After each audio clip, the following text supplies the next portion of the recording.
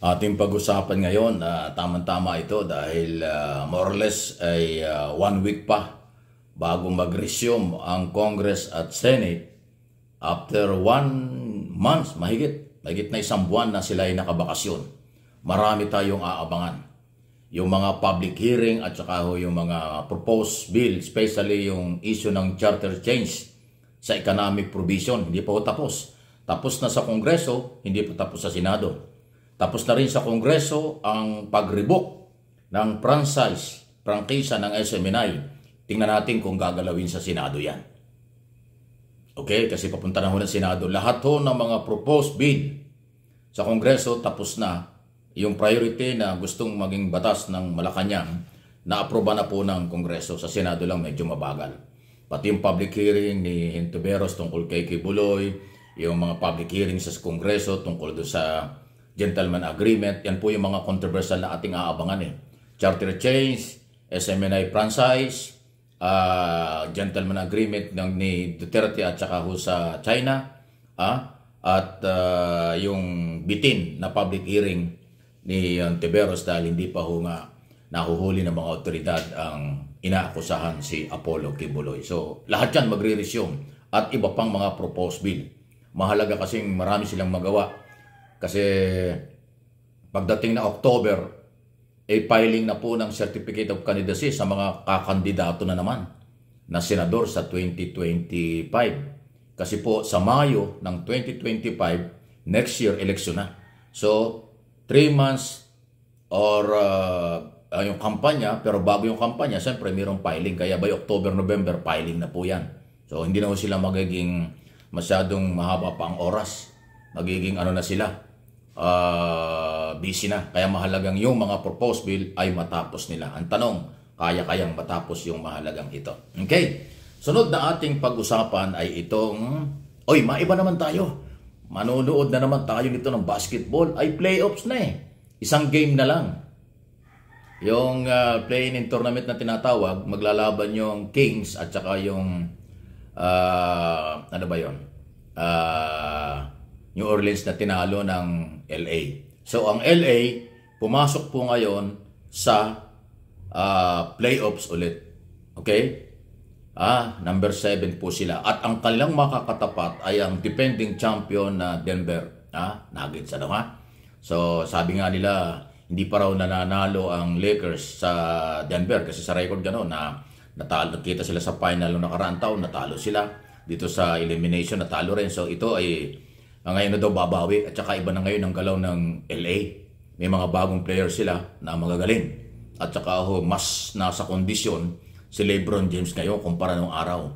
Mas tumaas ang mga percentage ni LeBron at saka ni Davis. Kaya malaki ang chance nilang makabawi dyan sa defending champion sa first round.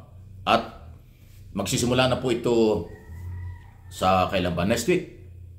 Or Monday, or Sunday. Basta itong linggong ito magsisimula na.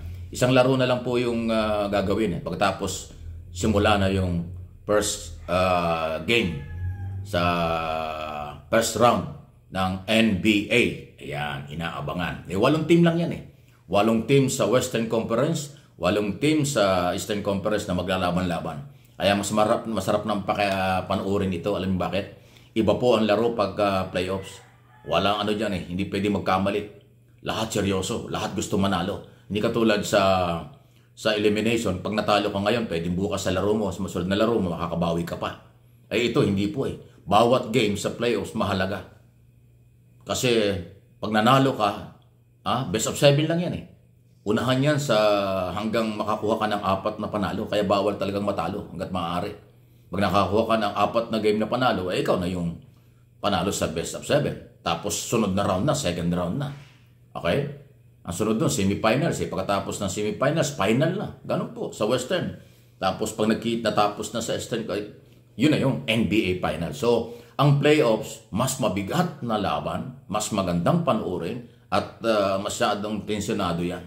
Hindi lang sa mga players at mga coaching staff, pati sa mga followers, supporters, at mga viewers na rin po sa social media at saka sa television. So, yan Para maiba-iba naman tayo. Mainit din ang politika, mainit din ang basketball dahil every year, ganitong mga panahon, April, May, naabot pa minsan ng first week ng June yan, yung hanggang finals matapos ang NBA. Ayan, so maiba naman. Pero yung mga balita dito sa Pilipinas tungkol sa politika, tungkol sa ekonomiya, tungkol sa ginagawa ng ating Pangulo, huwag natin iiwan yan. Suportahan natin, huwag tayong bibitaw sa ginagawa ng ating gobyerno. Basta tama ang ginagawa, suportahan natin. Pag may kaunting sablay o pagkakamali, sabihin natin kung may mali. Pero huwag tayong sumama doon sa mga mapanirang uri. Mapanirang walang nakitang positibo. Alam niyo kung sino yan? Yung mga anti-Marcos. Na isa lang naman ang gusto nila ay bumalik sa kapangyarihan. Huwag nating suportahan yan. Yung pagmamahal, pagmamalasakit, basta constructive, okay. Kung meron kayong pagpuna, sabihin nyo. Pero naaayon sa at may basihan. Hindi yung pure paninira lang na katulad ng iba. Ayan. Ang demokrasya kasi ay may limitasyon. At ang demokrasya ay ramdam natin yan. At dapat huwag mawala yan. Pero yung accountability, dapat nandoon. Hindi pwedeng wala tayong accountability sa ating mga ginagawa. Ayan. So, tuloy ang buhay, mainit ang panahon. Hindi nawawala yan. Yung mataas na bilihin, problema yan sa buong mundo, hindi lang sa Pilipinas. Mataas na fuel, weekly tumataas na, problema rin sa buong mundo. Sa Canada yata, Amerika, $2 na ang isang litro O isang, tama, ano ba sa kanila? Isang galon. Per galon sa kanila, hindi litro. No? Mahigit ng $2 ang bawat galon. O di ba, mahal din. Mahal sa kanila. Walang murang fuel ngayon, lalo meron naman problema, may crisis naman sa Iran at saka Israel. Kasi pag lumaki ang problema ngayon, baka madama yung ibang country na sa Middle East na nagpo-produce ng oil. Apektado. Diyan tayo kumukuha ng maraming oil products sa Middle East. Kaya sana huwag lumaki at madama yung ibang mga bansa na nagpo-produce ng oil. Dahil nga sa away na yan ng Israel at saka ng Iran. Hindi pa tapos yung Ukraine, Russia. So, ang problema sa fuel at inflation, huwag niyong isisi sa Marcos administration dahil hindi sa Pilipinas lang nangyayari ito. Sa buong mundo, matagal ko nang sinabi. Itanong niyo sa inyong mga kamag-anak at kakilalang OFW, sila biktima rin ng mataas na mga bayarin sa abroad. Hindi lang tayo. Dito lang pinupolitika, ginagamit ng mga anti-Marcos, lahat na lang paninira, walang nakitang positibo, kaya pati yung global problem, ginagamit nila para siraan ang ating gobyerno. Wala silang malasakit talaga. Aral ang mga nangyayari para hindi naliligaw. Ako, alam ko yan. Kaya pinapaliwanag ko sa aking mga channel. Muli ako'y nagpapasalamat sa inyong patuloy na pagsubaybay dun sa hindi pa nagpapalo, subscribe. Mag-subscribe na po kayo. Mag-follow sa aking mga channel like Mike Abe, Opinions at saka ito, MA Pinoy TV. Dalawa po yung channel natin.